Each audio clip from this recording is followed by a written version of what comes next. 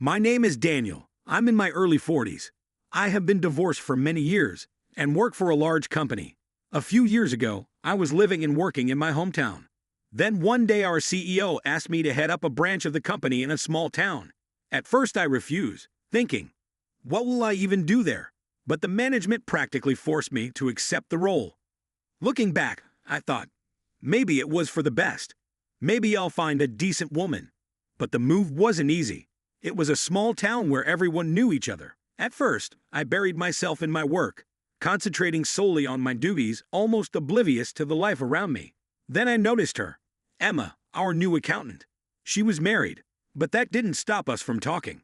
At first, we talked only about work, documents, and reports. Soon we started having lunch together at a cafe across the street from the office. Over time, I learned more about her life. Her husband, a truck driver, was often away on business trips and was rarely home. She talked about how hard it was for her to be alone, how she spent her evenings in silence, and how her marriage had long ago lost its spark. One evening I offered her a ride home. When I stopped the car in front of her house, she mentioned that her husband was away again for 2 weeks and asked, "Perhaps you'd like to come over for tea?" We talked for several hours that evening. She told me about how she had married young and now regretted it, wishing she had waited to experience life more.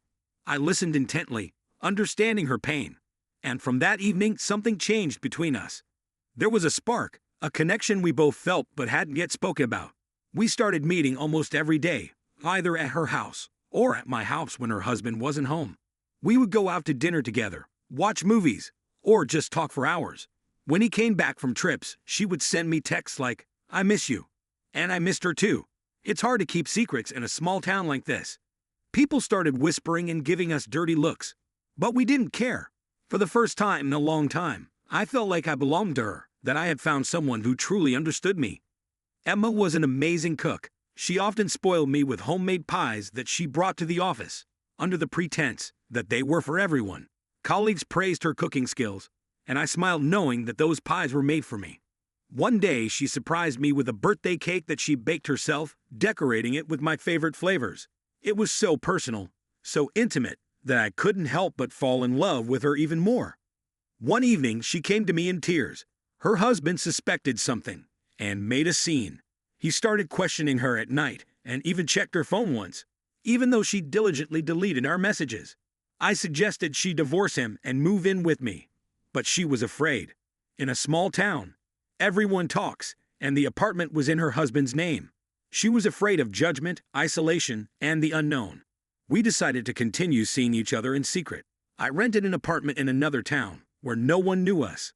There we could be ourselves without fear of gossip or judgment. Those weekends seemed like a dream, a small slice of the life we both wanted but couldn't quite have.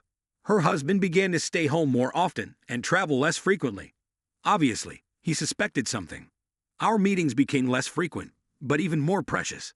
Each stolen moment seemed like a treasure. We carefully planned our meetings, making sure no one could trace them. The thrill of secrecy only intensified the intensity of our connection. A year has passed, and we still meet in secret. We created moments of happiness, amidst her domestic responsibilities and my busy work. Sometimes I think about leaving this town and taking her with me, but she is not ready to leave everything behind. She worries about her family, friends, and the life she has built here, even if it's not the life she really wants. She came to me yesterday, glowing with excitement. Her husband was going on an extended business trip for a month. We opened a bottle of wine and turned on some music. She danced for me in the kitchen, twirling around in her sandals and laughing like a carefree girl. I watched her and thought how lucky I was to have her in my life. In those moments, I felt like we were the only two people in the world. I know our relationship is wrong. I know we are hurting her husband, even though I have never met him. But when she's with me, all those thoughts disappear. The outside world ceases to exist. Her smile, her laugh, the way she looks at me, it's all worth it, even if it's fleeting. And so we go on, stealing moments of happiness in a world that may never fully understand us.